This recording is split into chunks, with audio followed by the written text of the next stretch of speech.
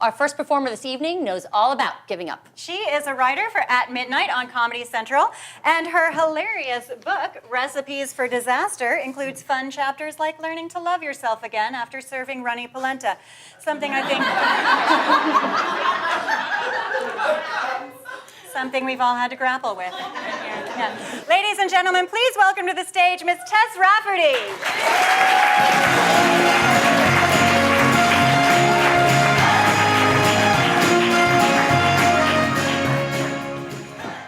I just love the intro. Our next performer knows all about giving up. She's a writer. Yeah. Whether it was intentional or not, I'm going to pretend it was intentional because I love it like that. Okay. I used to have some notion that there were people like Jedi masters, but with better wardrobes, who would tell you in life the things that you needed to hear. Here's the inherent flaw, though. People are just as fucked up as you. Why do we think they have something important to say that's going to make our lives better? Oh, sure, you can say, but what about the feedback, nay, criticism, necessary to improve in your job? Let me just say that this is all horsecock, too. I once had a friend read a spec script I had written. Now, I don't want to date myself by telling you which so let's just say it was for my mother, the car. Is that too obscure? Okay, how about Welcome Back, Kotter? So said professional read my script and said that I had written a phrase that Mr. Kotter would never say. That's feedback. 2 months later, I saw Mr. Kotter use the exact same phrase that someone said he would never say. That's horsecock. For sake of argument and to prove out my theory, let's just suppose that my friend, who was a very talented working professional with expertise in his field, was correct. Let's say Mr. Kotter would never utter those words that I'd written and in fact hadn't uttered the same phrase 2 months later. So fucking what? Maybe he was right, but we've all had experience knowing that we were right about something and seeing it break the other way. We've all seen people who've lacked the necessary skills, experience, heartbeat to get a job, and yet go on to get that very same job they do. We live in a world in which Aaron Sorkin continues to be thought of as a genius after Studio 60. Anything can happen. So whether or not someone's criticism is right or wrong, so fucking what? And why, in the name of all that is holy, do we have people who are paid to do this professionally? It's not like Alfonso Cuarón is going to say, you know what? E.W. was right, my dialogue is a little stilted. Maybe I should take a few years off and work on that instead of making a movie that grosses hundreds of millions of dollars. He can't go back and change that film. And what tiny percentage of people are still looking to critics to guide them at the movie theater like some sort of social sensei? And what is the point of critics? And I say this as someone who has been reviewed, and usually well. But there is one kind of criticism that is so despicable and reprehensible. It is the pedophilia of criticism. Self-criticism. What makes self-criticism particularly diabolical is that I know I don't have the answers. If I had them, I wouldn't be in this pickle. And yet I persist in doing the criticizing anyway. It's like I think there must be some magical formula for the amount I need to beat myself up in order to take away the sting of being wrong to begin with. Now, shitheads will tell you that some amount of self-criticism is good because you can learn from your mistakes.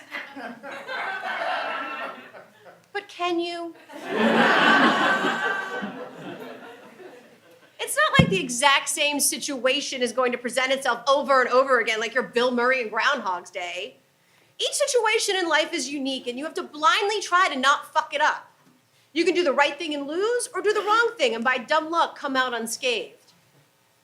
So, just to review, people know nothing, you know nothing, dumb people sometimes get ahead. So, if it's all futile, why bother? I mean, why bother indeed? That's exactly the position I found myself in last summer when I decided to give up. Give up what, you may ask? Everything. See, eventually what I'd learned from my mistakes was that the only way to stop failing was to stop trying.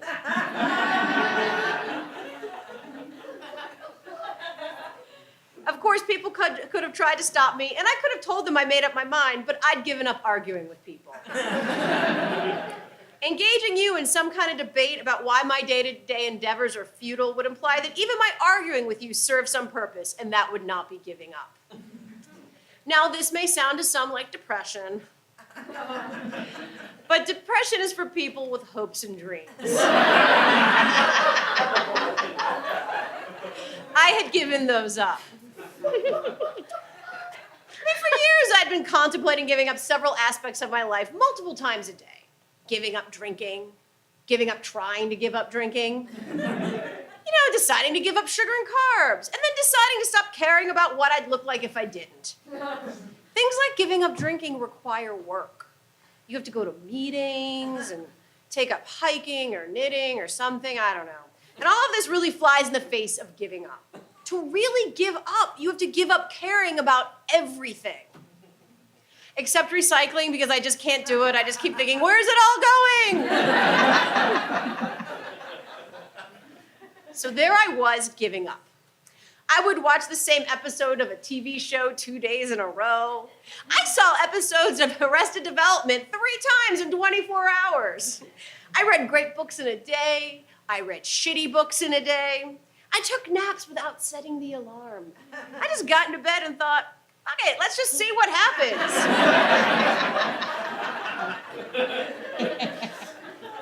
It was like having a fever, except without the chills.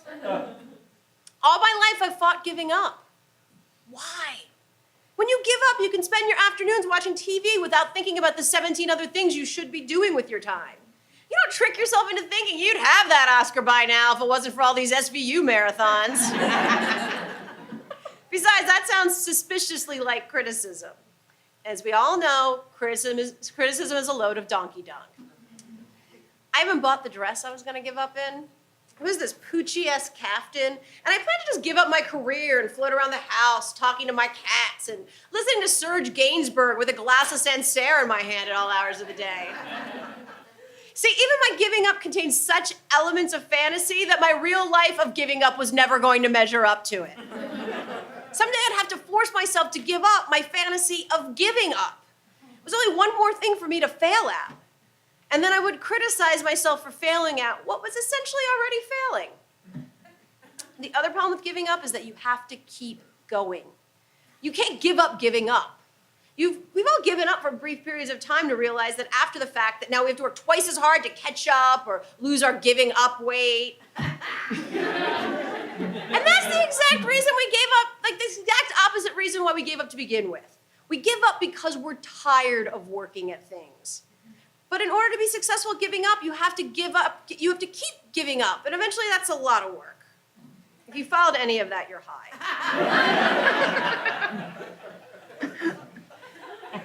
I gave up everything because I told myself that I just wasn't good at anything and that I was secretly a sham. And at the end of the day, I'm a sham when it comes to giving up. Do you remember the story a few years back when Whitney Houston was still alive? I know, God rest. About how she had barricaded herself in a bathroom with only a crack pipe and like an army of dildos. I swear this happened. That is giving up, my friends. The rest of us are mere amateurs. So let's review. People know nothing. You know nothing. Dumb people sometimes get ahead. And it's all futile, but you can't give up. Then what's to be done about criticism? What's to be done about the constant voices in our heads telling us everything we did wrong or should have done different, and we're never going to do right anyway because we can't deal with the profound disappointment because we care so much? Is criticism a natural side effect of giving a shit? Well, my friend Mimsy points out that my Uggs have a hole in them and says that she can't believe I wore them out in public, and asks why my headband is a different plaid than my shirt. It's just because she cares so much about me looking like a homeless person that she wouldn't want to be seen with. When the husband says that I'm computer poison and shouldn't be allowed near technology, it's only because he knows that my computer is going to ruin our marriage. Criticism is our way of saying, I wish I could have stopped this. But we couldn't. So we invoke criticism like a talisman against the unknown bad things that will happen to the ones we love in the future, that we still won't be able to stop. If I point point out enough that could go wrong to you, I can keep you safe. And that's the real reason criticism is useless, because we can't keep them safe. And we can't always save ourselves. There is one proper place for criticism, however, and that's around a table with a couple of friends who are sharing a bottle of wine and a grudge against another human who is not there.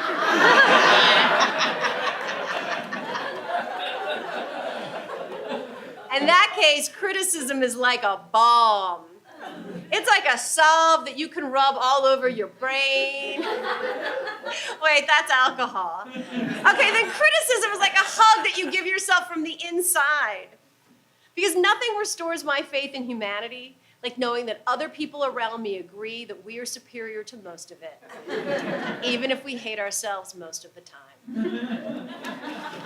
Thank you guys very much.